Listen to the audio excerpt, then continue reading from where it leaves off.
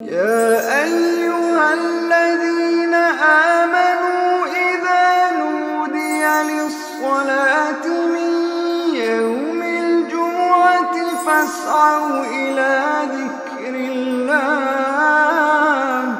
الحمد لله نحمده ونستعينه ونستغفره ونؤمن به ونتوكل عليه ونعوذ بالله من شرور أنفسنا ومن سيئات أعمالنا من يهده الله فلا مضل له ومن يضلل فلا هادي له ونشهد أن لا إله إلا الله وحده لا شريك له ونشهد أن سيدنا محمدا عبده ورسوله أرسله بالهدى ودين الحق ليظهره على الدين كله وكفى بالله شهيدا فصلى الله عليه وسلم تسليما كثيرا كثيرا أما بعد فأعوذ بالله من الشيطان الرجيم بسم الله الرحمن الرحيم يريدون ليطفئوا نور الله بأفواههم والله متم نوره ولو كره الكافرون هو الذي أرسل رسوله بالهدى ودين الحق ليظهره على الدين كله ولو كره المشركون. محترم بزرگوں، دوستوں، عزیزوں اور بھائیوں، آپ کو یاد ہوگا کہ ہم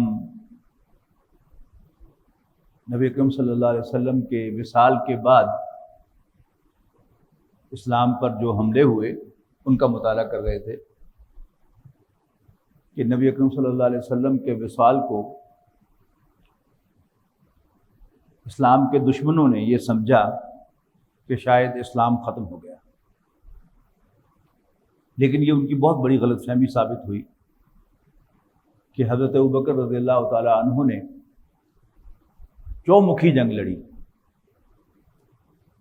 نبی اکرم صلی اللہ علیہ وسلم نے جو جیش، جو لشکر تیار کیا تھا،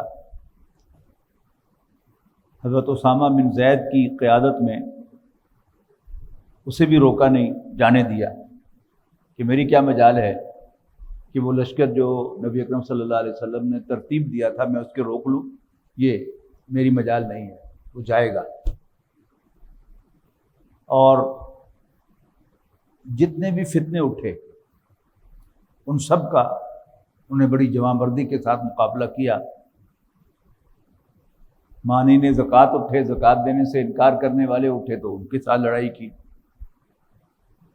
جھوٹے مدعیان نبوت کھڑے ہوئے تو ان کے خلاف بھی کھلی جنگ کی. یعنی کوئی محاذ انہوں نے چھوڑا نہیں. اللہ تعالیٰ نے ان سب میں نبی اکرم صلی اللہ علیہ وسلم کو کہ خلیفہ حضرت ابوبکر کو سرخرو کیا، اور 2 سال سے کچھ زائد عرصہ ان کی خلافت رہی، اور ہر اعتبار سے ایک سموتھ گورنمنٹ حضرت ابوبکر نے حضرت عمر رضی اللہ تعالیٰ عنہ کے حوالے کی.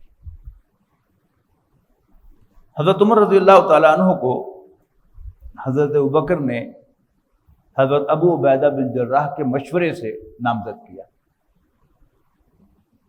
نبی اکرم صلی اللہ علیہ وسلم کا فرمان ہے کہ ہر اہم معاملے پر مشورہ ضرور کیا کرو، خواہ ایک مسلمان کے ساتھ کرو. اور دیکھو، میں بھی مشورہ ضرور کرتا ہوں. اب ذہن میں رکھیے گا کہ نبی اکرم صلی اللہ علیہ وسلم اللہ کے نبی ہیں، ان پر وحی آتی ہے. انسان کو مشورے کی ضرورت کیوں ہوتی ہے کہ انسان محسوس کرتا ہے کہ اس کی انفارمیشن بھی ہر معاملے کا احاطہ نہیں کر سکتی. کچھ اور لوگ ہوں گے تو وہ اپنا انپٹ دیں گے تو انفارمیشن وائڈر ہو جائے گی، فیصلہ کرنے میں مدد ملے گی.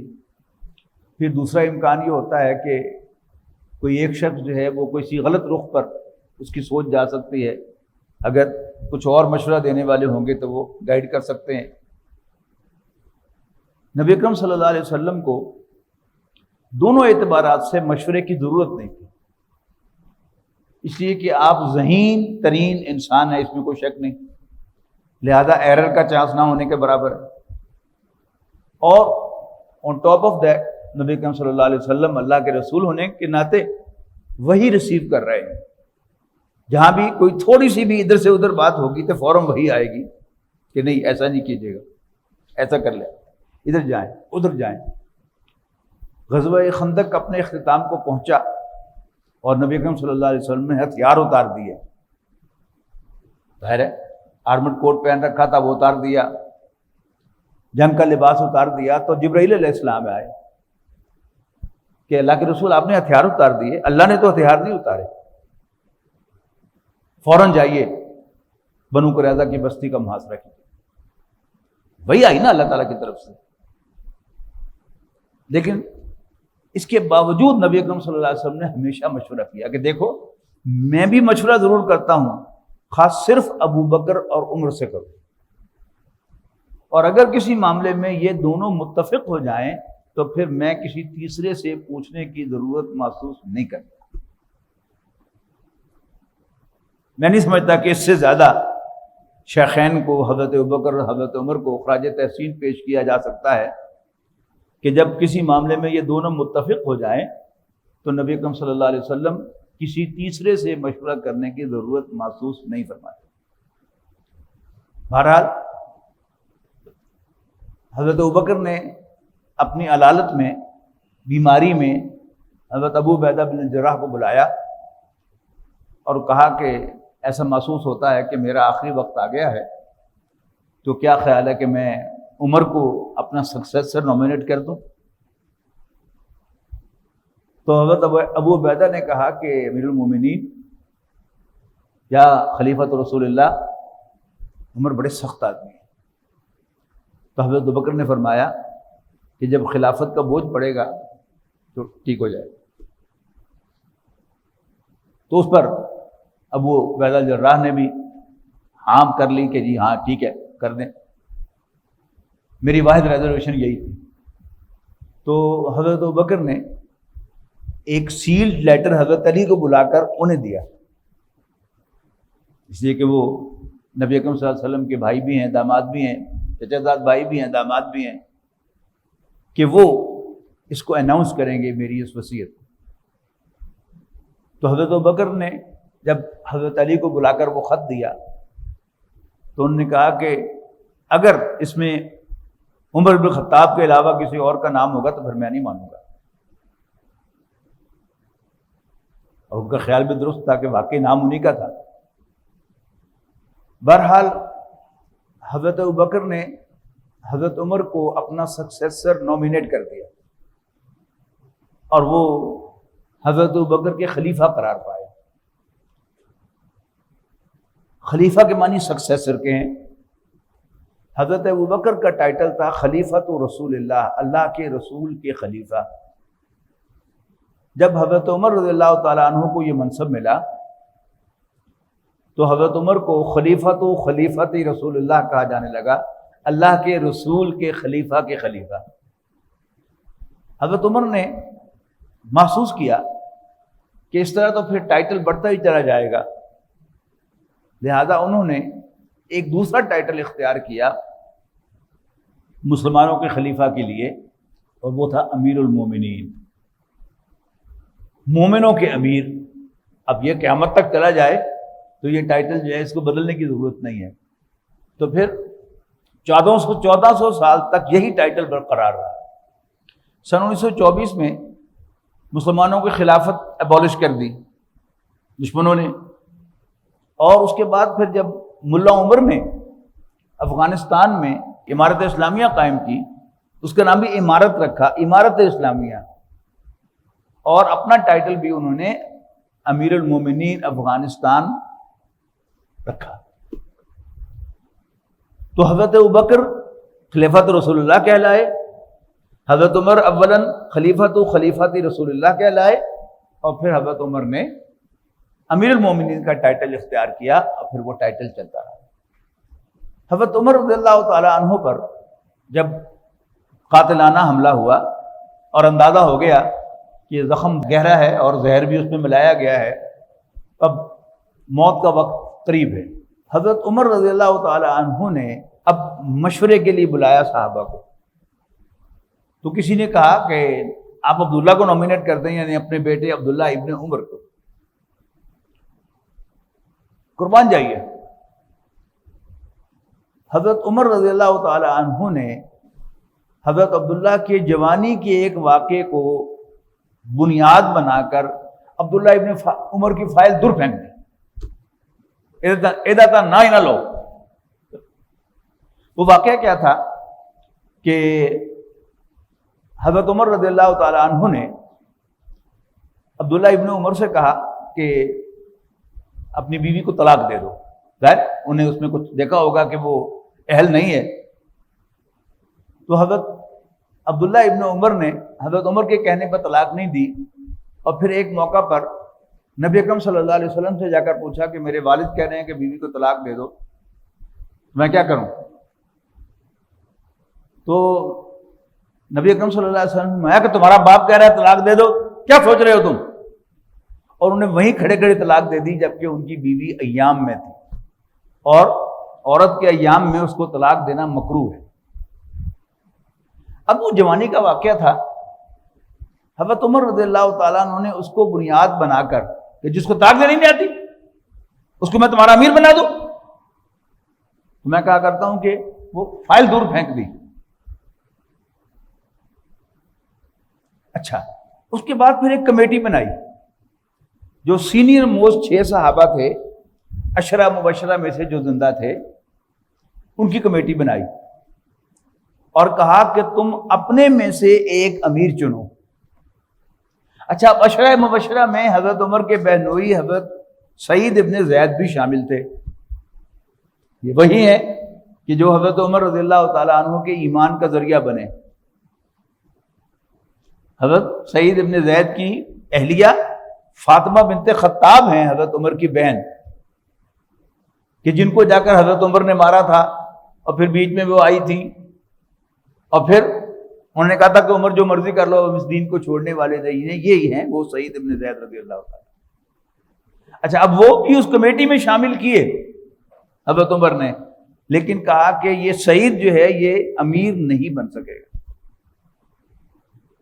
اچھا، اب غور کیجئے کہ دونوں کو ملائیے. بیٹے کا ذکر آیا تو اس کی تو فائل دور پھینک دی. اب بہنوئی ہیں، کیونکہ وہ عشرہ مبشرہ میں سے ہیں، لہذا ان کو نکالا بھی نہیں، لیکن ان کو ڈسکوالیفائی کر دیا کہ یہ امیر نہیں بنیں گے، مشورے میں شریک ہوں گے، ان دونوں کو اکٹھا کریں. تو حضرت عمر نے جڑ کاٹی کہ یہ جو سکسیشن ہے یہ خاندان کے اندر نہیں ہونی چاہیے. اب اصولی طور پر غلط نہیں ہے کہ بیٹا باپ کا سکسیسر بن سکتا ہے، بھائی کا سکسیسر بن سکتا ہے، لیکن جو مزاج ہے جو حضرت عمر رضی اللہ تعالیٰ عنہ وہاں پر رائج کرنا چاہتے تھے، اس کو پروموٹ کرنا چاہتے تھے، کیسا ہونا نہیں چاہیے.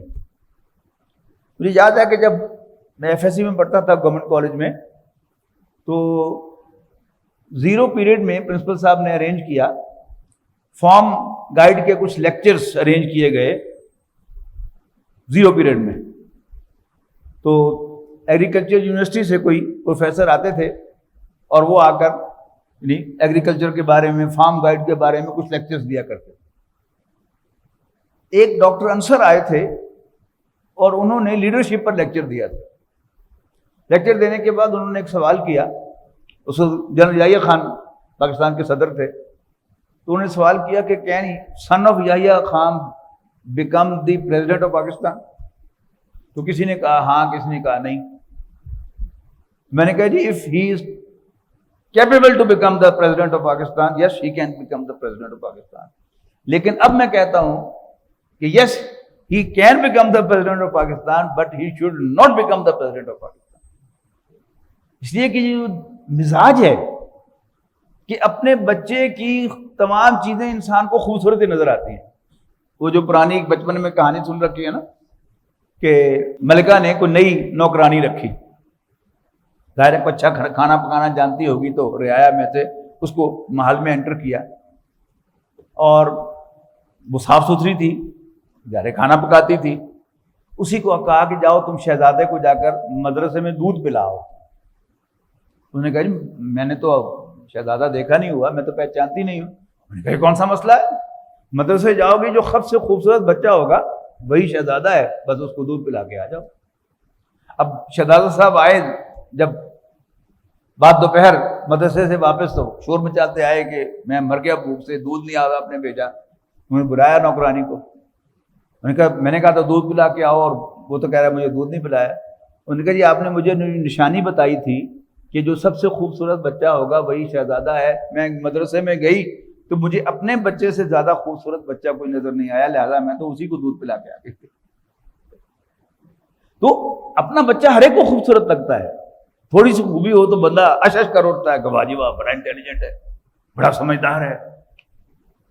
لیکن حضرت عمر رضی اللہ تعالیٰ عنہ نے اس کی جڑ کاٹی باقاعدہ کہ جی میرا بیٹا، میرا بہنوئی ہرگز میرا سکسیسر نہ بنے۔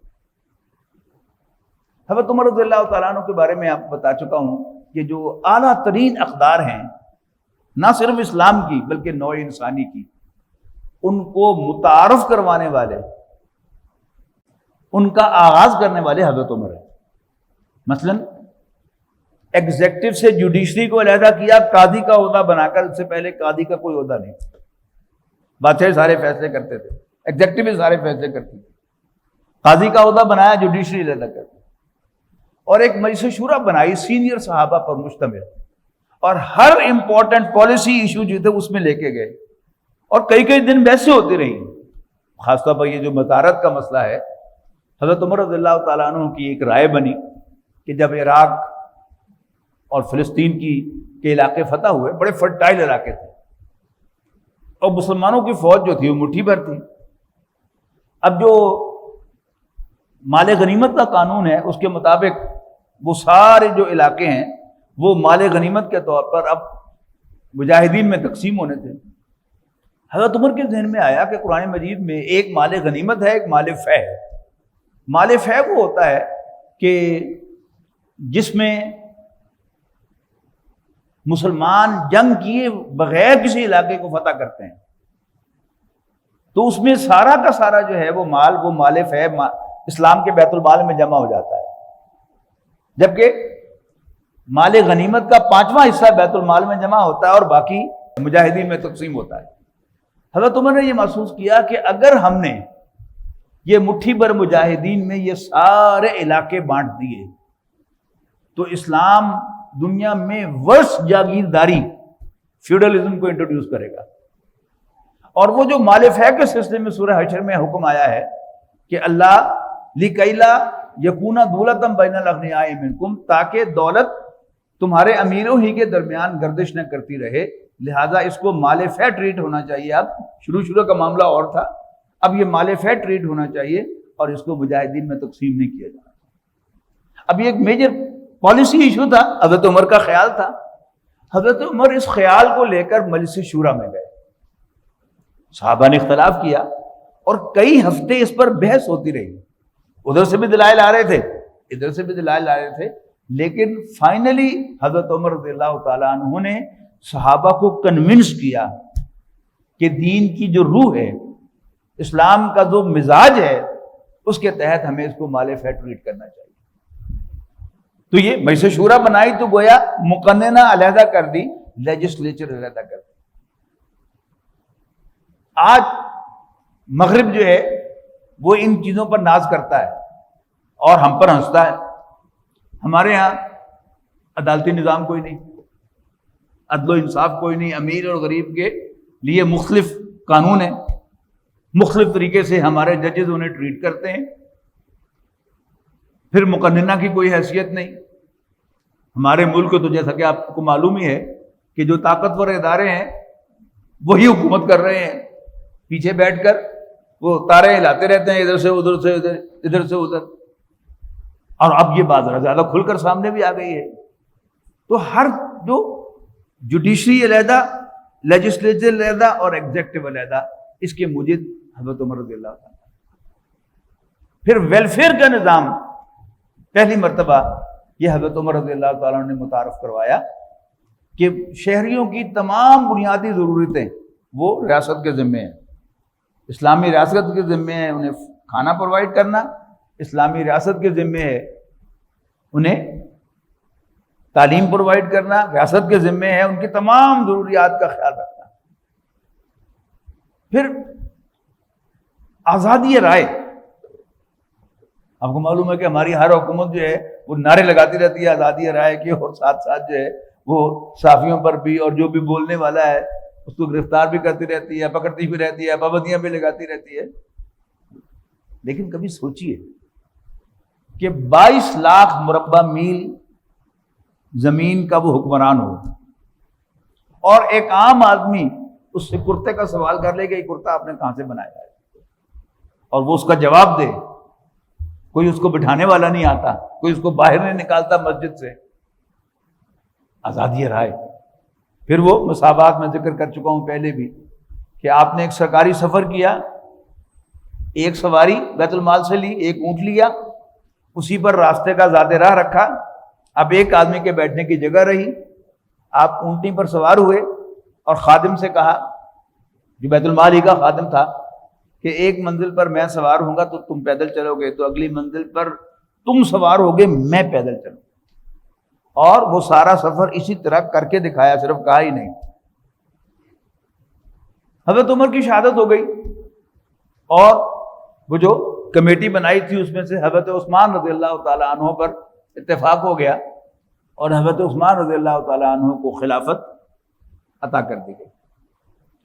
حضرت عثمان رضی اللہ تعالیٰ عنہ نے بھی جو نظام خلافت تھا، نظام حکومت تھا، وہ حضرت عمر کی طرز پر چلایا پورے 8 سال. حضرت عمر کا جب یہ شہادت ہوئی تو اسلام کا جو ایریا تھا وہ 22 لاکھ مربع میل تھا. اور ذہن میں رکھیے گا کہ جب حضرت عثمان کی شہادت ہوئی تو اس وقت 44 لاکھ مربع میل ڈبل ہو گیا تھا اسلام کی سلطنت کا جو قلمدان تھا، اس کا اثر و رسوخ. ہمارے بعض محققین نے بغیر تحقیق کیے اور بڑا ہلکا انداز اختیار کیا، اور حضرت عثمان رضی اللہ تعالیٰ عنہ کو معاذ اللہ بالکل ہی کوئی بیکار قسم کا حکمران جو ہے وہ ثابت کرنے کی کوشش کی ہے کہ وہاں یہ ہو رہا تھا اور یہ ہو رہا تھا. تو یہ ساری فتوحات کیسے ہو رہی تھی؟ یہ 22 لاکھ مربع میل سے 44 لاکھ مربع میل کیسے ہو گیا تھا؟ یہ حضرت عثمان رضی اللہ تعالیٰ عنہ کی جو ایکسپرٹیز تھی کہہ لیں، یا ان کی جو سمجھداری تھی، اور جن کے اندر جو اللہ تعالیٰ نے حکومت کرنے کی، گورننس کی جو صلاحیت رکھی تھی، اس کا نتیجہ تھا. اور اس کے بعد جیسا کہ میں عرض کر چکا ہوں کہ ایک شخص یہودی مسلمان ہوا، اور اس نے کہا کہ میں پڑھا لکھا ہوں، مجھے بھی کوئی آفس دیں، کوئی عہدہ دیں. تو حضرت عثمان نے اس کو عہدہ دینے سے انکار کر دیا، اور پھر اس نے ڈاک کا ایک محکمہ جو ہے وہ خود شروع کیا. جیسے کوریئر کمپنی نا، وہ ڈاک کی سروس پرووائڈ کر رہے ہیں، تو اس میں ایک ادارہ بنایا اور ڈاک شروع کر دی.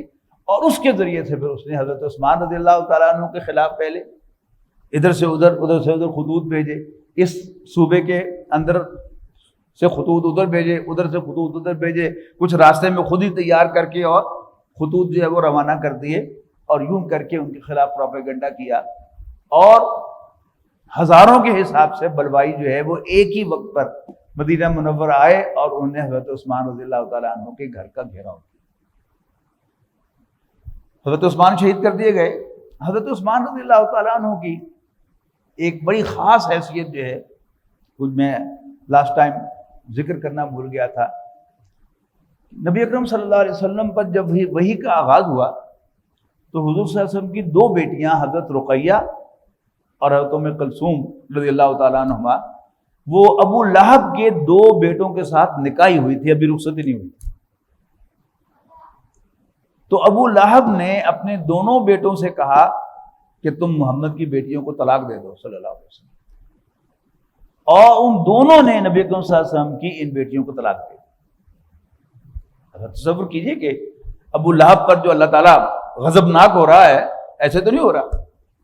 یعنی نبی اکرم صلی اللہ علیہ وسلم کو جو مخالفت کی آپ کے نبی ہونے کی، اور آپ کی مخالفت وہ تو کی، جو ذاتی دکھ پہنچائے ان میں بھی وہ نمبر 1 ہے. یہی 2 بیٹیاں ہیں کہ جن میں سے پہلے حضرت رقیہ کو نبی اکرم صلی اللہ علیہ وسلم نے حضرت عثمان کے نکاح میں دیا، اور جب حضرت رقیہ کا انتقال ہو گیا تو پھر نبی اکرم صلی اللہ علیہ وسلم نے اپنی دوسری بیٹی ام کلثوم کو حضرت عثمان سے نکاح دیا.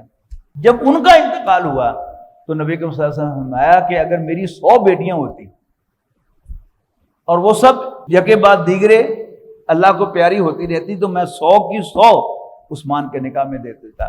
یعنی داماد ہونے کے اعتبار سے حضرت عثمان نے نبی اکرم صلی اللہ علیہ وسلم کو یعنی اتنا خوش کیا.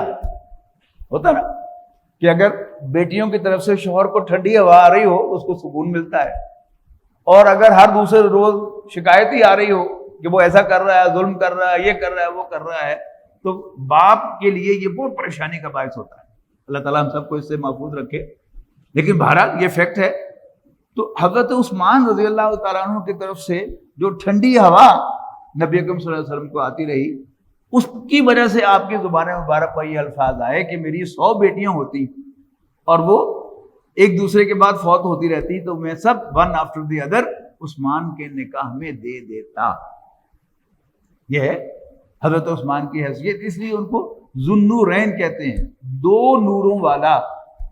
یعنی نبی اکرم صلی اللہ علیہ وسلم کی 2 بیٹیاں، آپ کی 2 لخت جگر، وہ حضرت عثمان کے نکاح میں آئیں تو یہ بھی ان کا ایک منفرد اعزاز ہے. حضرت عثمان رضی اللہ تعالیٰ عنہ کی شہادت کے بعد ایک ایمرجنسی کی کیفیت ہوئی. حج کا موسم تھا، اس لیے کہ 18 یا 20 ذی الحج کو شہادت ہوئی ہے حضرت عثمان رضی اللہ تعالیٰ عنہ کی، اور کوئی ہوائی جہاز کے سفر تو تھے نہیں. یعنی کم سے کم جو حج کر کے فارغ ہوگا وہ 12 ذی الحج کو کنکریاں مار کے فارغ ہوگا یا 13 ذی الحج کو فارغ ہوگا، پھر وہاں سے وہ واپسی کا سفر کرے گا. تو اکثر صحابہ وہاں پر سینئر صحابہ وہاں موجود نہیں. اسی لیے پھر حضرت عائشہ رضی اللہ تعالی عنہا وہ آ گئیں کہ حضرت علی کے خلاف. یعنی آپ یہ ذہن میں رکھیے گا کہ ہمارے لیے سارے بڑے ہیں. حضرت عائشہ بھی بڑی ہیں، حضرت عمر بھی بڑے ہیں، حضرت عثمان بھی بڑے ہیں، حضرت علی بھی بڑے ہیں، حضرت طلحہ، حضرت زبیر، سعید ابن زید، یہ سب ہمارے لیے بڑے ہیں. لیکن آپس میں کیا تھے وہ، یعنی عمر کے کچھ بڑے کچھ چھوٹے، لیکن سب ایک ہی جیسے تھے. اگر ایک کا نبی کریم صلی اللہ علیہ وسلم کے ساتھ کوئی ایک تعلق ہے تو دوسرے کا دوسرا تعلق ہے. ایک کا تعلق جو ہے وہ نبی کریم صلی اللہ علیہ وسلم کے جانثار ہونے کے اعتبار سے قرب کا تعلق ہے تو دوسرے کو کسی دوسرے زاویے سے زیادہ قرب کا حاصل ہے. تو آپس میں وہ ایٹ پار تھے. اور جس طرح ہم ایک دوسرے کے بارے میں کچھ ظن رکھیں گے، گمان رکھیں گے، ایسا ہی ان کے درمیان بھی معاملہ تھا. تو بظاہر جو سچویشن ہوئی وہ ہوئی کہ کیونکہ وہی بلوائی جنہوں نے حضرت عثمان کے گھر کا گھیراؤ کر کے انہیں شہید کیا تھا، انہوں نے حضرت علی رضی اللہ تعالیٰ عنہ کے ہاتھ پر بیعت کی اور حضرت علی خلیفہ بنے. امت کے حق میں تو یہ بہت بہتر ہوا. یعنی اگر حضرت علی رضی اللہ تعالیٰ عنہ ان کی بیعت قبول نہ کرتے اور وہ سارے مسلمان کلمہ گو تھے، اپنے میں سے کسی کو خلیفہ بنا لیتے تو پھر کیا ہوتا؟ سینئر موسٹ صحابہ میں سے حضرت علی موجود تھے، پھر وہ حضور صلی اللہ علیہ وسلم کے داماد بھی ہیں، حضور صلی اللہ علیہ وسلم کے چچا زاد بھائی بھی ہیں، اور حضرت علی نے حضور صلی اللہ علیہ وسلم کے گھر میں پرورش پائی ہے، اس اعتبار سے بیٹوں کی طرح ہیں. تو that was the best option کہ جو ہوا. لیکن جو دور بیٹھے والے لوگ تھے جو اس موقع پر موجود نہیں تھے، انہیں بہرحال یہ احساس ہوا کہ شاید معاذ اللہ حضرت علی بھی اس سازش کا حصہ تھے. یہ وجہ تھی کہ یہ پھر حضرت علی کے مقابلے میں حضرت عائشہ آ گئیں اور پھر آپس میں جنگیں ہوئیں، فوجیں باقاعدہ آمنے سامنے آئیں اور 74,000 84,000 مسلمان ایک دوسروں کی تلواروں سے ہیں. ویری انفارچونیٹ، لیکن بہرحال ہوا. یعنی یہ 2 چیزیں ہمیشہ ہمیں علیحدہ رکھنی چاہیے. ایسا نہیں ہونا چاہیے تھا، ٹرو، لیکن ایسا ہو گیا، ٹرو. تو ان دونوں فیکٹس کو ساتھ لے کر ہمیں چلنا چاہیے کہ یہ سب کچھ نہیں ہونا چاہیے تھا لیکن ہوا. اور میں آپ کو بتا چکا ہوں کہ حضرت معاویہ رضی اللہ تعالیٰ عنہ جو ایک صوبے کے گورنر تھے اور عمرو بن العاص جو دوسرے صوبے کے گورنر تھے، دور بیٹھے ہوئے ہیں، ان کی بھی فیلنگ یہی ہے. لہذا وہ تقاضا کرتے ہیں حضرت علی سے کہ آپ پہلے بلوائیوں سے، یہ جو گھیراؤ کرنے والے لوگ تھے، بلوا کرنے والے لوگ تھے، ان سے حضرت عثمان کے خون کا بدلہ لیں، قصاص لیں، پھر ہم آپ کی بیعت قبول کریں گے. حضرت علی نے ان کا خط پڑھ کر سنایا مجمع کے اندر، تو 5,000 آدمی کھڑے ہو گئے، یس لو ہم سے بدلہ، کیا کرتے ہیں. لہذا کیا ہوا کہ حضرت معاویہ نے حضرت علی کی بیعت قبول نہیں کی اور ایک پیرلل خلافت شروع ہو گئی. کوشش کی قریب لانے کی اور طے بھی ہو گیا، لیکن اچانک پتہ نہیں کیا ہوا کہ کسی ایک نے حملہ کر دیا، ظاہر ہے انہیں تو پسند نہیں تھا، وہ ساری جو سازش تھی اسلام کو نقصان پہنچانے کی، اسے تو کبھی یہ پسند نہیں تھا کہ یہ دونوں مل کر بیٹھیں اور صلح ہو جائے اور اسلام ایک ہو جائے، لہٰذا اس کو سیبوٹاج کیا گیا۔ حضرت علی رضی اللہ تعالیٰ عنہ پر قاتلانہ حملہ ہوا۔ اب پھر مشورہ ہوا کہ پھر آپ کا سکسیسر کون ہو، تو کسی نے کہا کہ حسن کو بنا دے اپنے بیٹے کو۔ انہوں نے کہا نہ بھائی نہ، یہ تمہارا معاملہ ہے، نہ میں کہتا ہوں اس کو خلیفہ بناؤ، نہ میں کہتا ہوں نہ بناؤ، تم جانو تمہارا کام جانو۔ لیکن بہرحال لوگوں نے حضرت حسن کو حضرت علی کا خلیفہ نامزد کیا، اور اب دو خلیفہ پیدل چل رہے ہیں، ایک حضرت معاویہ چل رہے ہیں، ایک حضرت حسن چل رہے ہیں۔ حضرت حسن بڑے تھے، سمجھدار تھے، لہذا انہوں نے حضرت معاویہ رضی اللہ تعالیٰ عنہ سے رابطہ کیا۔ یعنی وہ جو بیچ کے لوگ تھے لڑانے والے، وہ اپنی جگہ پر تھے، لیکن انہوں نے بھانپ لیا کہ یہ مجھے معاویہ سے لڑانے کی مسلسل کوشش ہو رہی ہے، مجھے آمادہ کیا جا رہا ہے کہ میں ان کے خلاف جو ہے وہ تلوار لے کر کھڑا ہو جاؤں۔ تو انہوں نے حضرت معاویہ سے رابطہ کیا کہ کیوں نہ ہم مل کر بیٹھ کر معاملات طے کر لیں اور مسلمانوں کو ایک بنا دیں۔ تو حضرت معاویہ نے سادہ کاغذ پر دستخط کر کے مہر لگا کر حضرت حسن کو بھیج دیے کہ آپ اس پر جو شرائط لکھ دیں مجھے منظور ہے۔ اور یوں حضرت حسن رضی اللہ تعالیٰ عنہ سٹیپ ڈاؤن ہوئے اور پھر مسلمان ایک ہو گئے، اور ان مسلمانوں کے خلیفہ امیر المومنین کی حیثیت حضرت معاویہ رضی اللہ تعالیٰ عنہ کو حاصل ہوئی۔ حضرت معاویہ رضی اللہ تعالیٰ عنہ جو ہی اب یہ اتفاق ہوا دوبارہ، تو پھر اسلامی سرحدوں میں توسیع شروع ہو گئی۔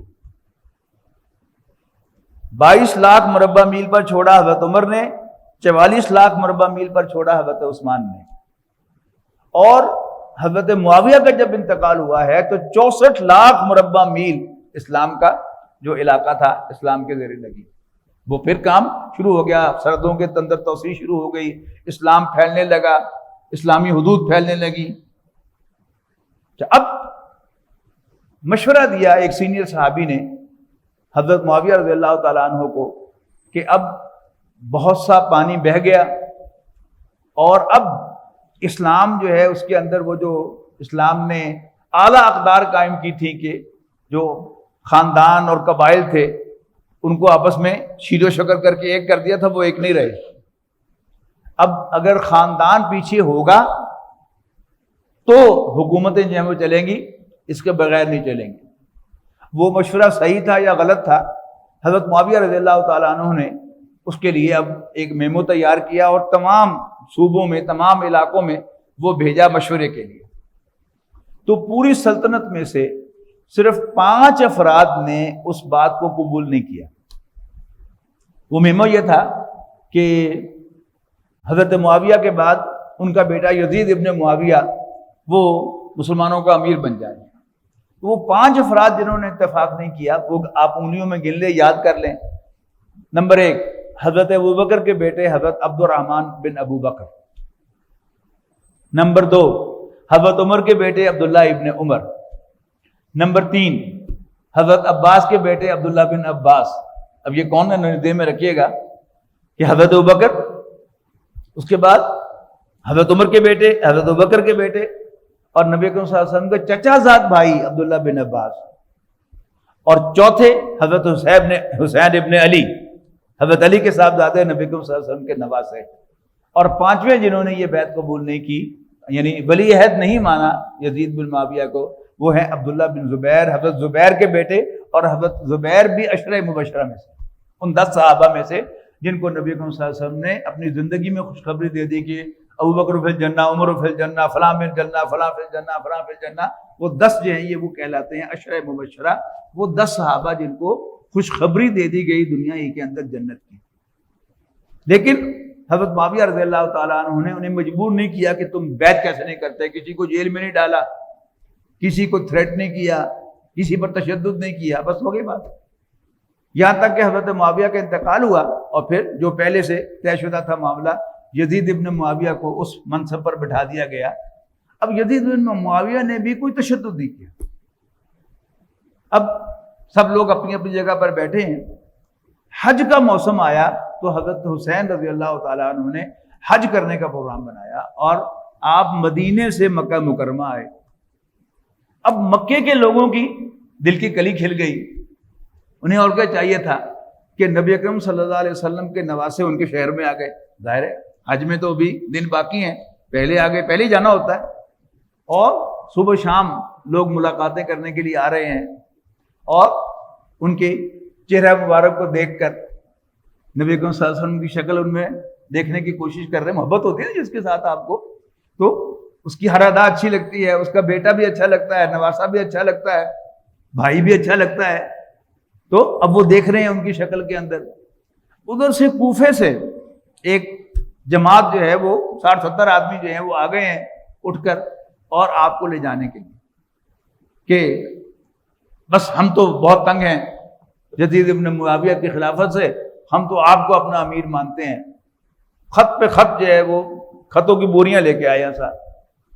حضرت حسین بن علی رضی اللہ تعالیٰ عنہ نے کنفرم کرنے کے لیے اپنے چچا زاد بھائی مسلم بن عقیل کو بھیجا کہ جاؤ تم تحقیق کر کے آؤ، اور وہ گئے تو لوگوں نے کہا ہاں ہاں بالکل، اور ان کے ہاتھ پر حضرت حسین کی طرف سے بیعت کر لی، ہم آپ کے ہاتھ پر بیعت کرتے ہیں آن بہاف آف حسین رضی اللہ تعالیٰ۔ اچھا، اب اس کے بعد کیا ہوا کہ جب ظاہر پتہ چلا حکومت کو، تو انہوں نے آ کر کوفیوں کے اوپر آ کر یعنی پوچھ گچھ شروع کی، تو وہ سب کے سب پھر گئے، یہاں تک کہ حضرت مسلم بن عقیل نماز پڑھا رہے تھے، سلام پھیرا تو ادھر دیکھا تو ادھر سے لوگ غائب، اور ادھر سلام پھیرا تو ادھر غائب، یعنی ایک ہی ظاہر حکومت کی طرف سے جب آئی کہ یہ کیا کر رہے ہو تم، بغاوت ہو رہی تھی نا کہ خلیفہ کی بیعت کو قبول نہیں کیا جا رہا، اور الٹرنیٹ بیعت جو ہے وہ مسلم بن عقیل لے رہے ہیں، تو پتہ چل گیا کہ ہو یہ تو سب جو ہے وہ راستے میں تھے۔ لیکن وہ لوگ جو کوفے سے آئے تھے انہوں نے اتنا ناک میں دم کیا حضرت حسین رضی اللہ تعالیٰ عنہ کا کہ ان کو حج نہیں کرنے دیا، اور ان کو اٹھا کر وہاں سے لے گئے۔ اب جب آگے پہنچے تو معلوم ہو گیا راستے ہی میں آپ کو کہ کوفے والے پھر گئے ہیں، انہیں مسلم بن عقیل کو شہید کر دیا ہے، اور یہ سارا کا سارا معاملہ ہو گیا ہے۔ تو اس وقت حضرت حسین نے پروگرام بنایا کہ مجھے واپس جانا چاہیے، دیٹ واز آل فراڈ۔ تو مسلم بن عقیل کے بیٹے نے تقاضا کیا کہ اب آپ کو میرے باپ کے خون کا بدلہ بھی لینا چاہیے، اور ظاہر بات ہے کہ نبی صلی اللہ علیہ وسلم کے نواسے اتنے انکرٹیس تو نہیں ہو سکتے تھے نا کہ ان کے بہاف پر بیعت لینے کے لیے مسلم بن عقیل گئے ہوں اور وہاں پر وہ شہید ہو گئے ہوں، اور یہ کہیں گے نہیں تمہارے باپ سے میرا کیا تعلق ہے۔ لہذا اسی غیرت و حمیت کا تقاضا کہ جو وہ کرٹسی نبی اکرم صلی اللہ علیہ وسلم سے چلی آ رہی تھی، اسی کا ثبوت دیا حضرت حسین رضی اللہ تعالیٰ عنہ نے، آگے جانے کا فیصلہ کیا، اور پھر آگے جو ہوا وہ بہت زیادہ ہولناک، شرمناک، اور بہت ہی دلوں کو جیت دینے والا واقعہ پیش آیا کہ حضرت حسین رضی اللہ تعالیٰ عنہ کو ان کے خاندان کے سمیت شہید کر دیا گیا۔ یہاں کی کچھ باتیں جو ہے وہ نوٹ کرنے کی ہیں کہ جب حضرت حسین رضی اللہ تعالیٰ عنہ چلے وہاں سے مکہ مکرمہ سے، تو حضرت عبداللہ ابن عباس نے اور حضرت عبداللہ ابن عمر نے بہت منع کیا۔ اب عبداللہ ابن عباس چونکہ نبی اکرم صلی اللہ علیہ وسلم کے چچا زاد بھائی تھے، تو حضرت علی کے بھی چچا زاد بھائی تھے، تو وہ گویا ان کی حیثیت حضرت حسین کے چچا کی تھی۔ انہوں نے کہا کہ بھتیجے اگر مجھے یہ پتا ہو کہ تم میری بات مان لو گے تو میں تمہیں زبردستی روک لوں، نہ جاؤ۔ یہاں تک کہ انہوں نے یہ بھی کہا کہ اگر ضرور جانا ہی ہے تو فیملی کو لے کر نہ جاؤ، بیوی بچوں کو لے کر نہ جاؤ۔ لیکن بہرحال یعنی وہ جو چھوٹے بڑے میں فرق ہوتا ہے کہ خاندان میں جو چھوٹا بچہ ہوتا ہے اس میں کچھ نہ کچھ بچپن ہوتا ہے، روز کے تجربے کی بات ہے، اور جو بڑا ہوتا ہے وہ نسبتاً اس میں شروع میں کچھ بھولا پن ہوتا ہے ضرور، لیکن آن دی ہول وہ میچور ہوتا ہے۔ تو حضرت حسن رضی اللہ تعالیٰ عنہ نے وہ جو مخالفین تھے اسلام کے، ان کی سازش کو پہچانا اور ان کے اعلی کار نہیں بنے، اور حضرت معاویہ کے ساتھ جا کر صلح کی، سمجھ لیں کہ ان کو خود یعنی انیشیٹو لے کے جا کے پیغام بھیجا کہ ہمیں مل کر بیٹھ کر طے کرنا چاہیے معاملات کو، جس کو پازیٹیولی رسپونڈ کیا حضرت معاویہ رضی اللہ تعالیٰ عنہ نے، لیکن حضرت حسین رضی اللہ تعالیٰ عنہ ان سازشوں کو نہ سمجھ سکے، جس کا نتیجہ کیا نکلا جو ہمارے سامنے ہے۔ باقی رہ گئی ساری باتیں کہ جو ہم ٹی وی پر، ریڈیو پر، اخبارات میں پڑھ رہے ہیں، یعنی اس میں سے اکثر و بیشتر ایگزیجریشن کا معاملہ ہے، اور اتنا زیادہ بڑھا چڑھا کر اس کو پیش کیا گیا ہے کہ تاکہ ایک مستقل انسٹیٹیوشن بن جائے رونے دھونے کا۔ اور یہ کمپیریبل ہے حضرت عیسیٰ علیہ السلام کے ساتھ جو کچھ کیا گیا۔ یعنی پال ایک شخص تھا، وہ حضرت عیسیٰ علیہ السلام کے رفع آسمانی کے کئی سال بعد، یعنی تقریباً 100 سال بعد، اس نے کلیم کیا کہ ہاں میں بھی عیسائی ہو گیا ہوں، میں عیسیٰ پر ایمان لاتا ہوں، عیسیٰ ابن مریم پر، اور وہ مجھے خواب میں ملے ہیں اور یہ ہوا ہے۔ اور یہ جو خواب شاب کی باتیں ہوتی ہیں یہ بڑی امپریسو ہوتی ہیں، آپ کو بتائیے کہ ذرا تھوڑا سا کمزور عقیدے کا شخص جو ہے وہ جھٹ مان لیتا ہے کہ اچھا یہ خواب ہے تو بس پھر یہ، یعنی اس کو نبی تو نہیں مانا جاتا لیکن یہ سمجھا جاتا ہے کہ یہ خواب جو ہے یہ اس پر وحی ہوئی ہے، پھر اس کا پیچھا کیا جاتا ہے، اس کو فالو کیا جاتا ہے، اس کی بڑی فالوئنگ بن جاتی ہے۔ تو اس نے یہ کلیم کیا اور اس نے آ کر عیسائیت کا بیڑا کر دیا۔ یعنی آج بھی بائبل میں الفاظ موجود ہیں حضرت عیسیٰ علیہ السلام کے کہ don't think I have come to break law, یعنی میں تورات کے قانون کو ایبروگیٹ کرنے کے لیے، ختم کرنے کے لیے نہیں آیا، تورات کے قوانین انٹیکٹ ہیں، میں صرف حکمت و دانائی کو اور وعد و نصیحت کو اس میں شامل کرنے کے لیے آیا ہوں، ان سب احکام کے ہوتے ہوئے۔ لیکن سینٹ پال نے یعنی من گھڑت کچھ چیزیں جو ہیں وہاں پر کہیں، پہلی بات تو یہ کہ حضرت عیسیٰ علیہ السلام کو اللہ کا بیٹا قرار دیا، معاذ اللہ، صلبی بیٹا، یعنی صرف بیٹا نہیں، صلبی بیٹا، جو یعنی ایک ہوتا ہے نا کہ کسی کو بھی انسان بیٹا کہہ لیتا ہے، ایک ہوتا ہے ریئل بیٹا کہ جو ایک جنسی تعلق کے نتیجے میں پیدا ہوتا ہے، وہ بیٹا قرار دیا اس نے حضرت عیسیٰ علیہ السلام کو اللہ تعالیٰ کا، معاذ اللہ ثم معاذ اللہ۔ دوسرا اس نے یہ کہا کہ جی تورات کے ساتھ جو ہمارا رشتہ ہے احکام کا وہ ختم۔ تیسرا اس نے کہا کہ انسانیت گناہ گار تھی، وہ جو حضرت آدم علیہ السلام سے جو غلطی ہوئی تھی کہ انہوں نے پھل کھایا تھا، اس کی وجہ سے انسانیت گناہ گار ہے، اور نسل در نسل اب وہ گناہ جو ہے وہ چل رہا ہے۔ تو اللہ تعالیٰ کو انسانیت پر رحم آ گیا، تو اس نے اپنا معاذ اللہ ایک اکلوتا بیٹا جنم دیا اور پھر اس کو سولی چڑھوا دیا۔ اب جو اس کو مان لے وہ بخشا بخشا ہے۔ یعنی یہ سب جو فضولیات وہاں پر شامل کی گئیں، بالکل وہی کچھ جو ہے وہ یہاں پر شامل کر دیا گیا کہ عبداللہ ابن سبا، جس کا پہلے میں نے ذکر کیا کہ حضرت علی رضی اللہ عنہ جس نے سارا فتنہ حضرت عثمان کے خلاف کھڑا کیا، تو حضرت علی کے زمانے میں باقاعدہ اس نے حضرت علی سے کہا کہ آپ خدا ہیں۔ حضرت علی کا کیا بکواس کر رہے ہو تم؟ انہوں نے کہا جی بالکل آپ خدا ہیں۔ آپ نے فرمایا کہ میں تمہیں زندہ جلا دوں گا۔ انہوں نے کہا جلا دے، اللہ امتحان لیا ہی کرتا ہے، خدا بندوں کا امتحان لیا ہی کرتا ہے، تو میں سمجھوں گا کہ آپ میرا امتحان لے لیں، جلا دیں۔ تو اس کو اپنے کئی ساتھیوں کے ساتھ حضرت علی رضی اللہ تعالیٰ عنہ نے زندہ جلوایا سزا کے طور پر، یہ اتنا بڑا جرم کر رہا ہے۔ تو اب وہی بات جو آگے چل رہی ہے، تو حضرت علی کو خدا سمجھا گیا۔ اب فرق نوٹ کیجئے نا کہ نبی اکرم صلی اللہ علیہ وسلم کے بارے میں ہمارا بنیادی عقیدہ جو ہمارے دوسرے کلمے کا جز ہے کہ اشہد ان محمدن عبدہ ورسولہ، میں گواہی دیتا ہوں کہ حضرت محمد صلی اللہ علیہ وسلم اللہ کے بندے اور اس کے رسول ہیں۔ اب جب بندے ہیں تو خدا تو نہیں ہو سکتے، لیکن ہم یہ دیکھتے ہیں کہ کم سے کم میں نے جب سے ہوش سنبھالی ہے، آپ سب لوگوں نے بھی جب سے ہوش سنبھالی ہے، یعنی یا علی مدد کا نعرہ لگتا ہے یا محمد مدد کا نعرہ نہیں لگتا۔ تو حضرت علی رضی اللہ تعالیٰ عنہ کو عبداللہ ابن سبا سے یعنی خدائی کا درجہ دیا گیا، اور خدا کا بیٹا حسین، اور اب وہ کربلا کے اندر بے دردی سے شہید ہو گیا، اور اب جو اس کو مان لے وہ بھی بخشا بخشایا ہے۔ اگر مفت میں سارے گناہ صرف اتنا سا کام کرنے سے کہ حضرت حسین رضی اللہ تعالیٰ عنہ کے ساتھ سمپیتھیٹک ہونے سے اور ان کے لیے تھوڑا سا ماتم کرنے سے گناہ معاف ہو جاؤں تو ہمیں اور کیا چاہیے؟ تو ہماری عام جو عوام الناس کی اکثریت ہے اس نے اس عقیدے کو قبول کیا، یہاں تک کہ جو سنی بھی کہلاتے ہیں وہ بھی یعنی کسی حد تک وہ اسی عقیدے کو زبان واضح الفاظ میں نہ کہیں، لیکن دل میں یہی ہے کہ بس یہ سال کے بعد ہم تھوڑا سا حضرت حسین کے لیے ماتم نہیں تو تھوڑا سا سمپیتھی کر لیں گے، کچھ ہم ان کے نام پر جو ہے وہ کچھ صدقہ و خیرات دیں گے، کچھ کھانا وانا کھلائیں گے، تو ہمارے سارے گناہ معاف ہو جائیں گے. یہ ہے کہ جو نبی اکرم صلی اللہ علیہ وسلم کا دین وہ ختم تو نہ کر سکے، لیکن بہرحال ناقابل تلافی نقصان بہرحال انہوں نے اسلام کو پہنچایا.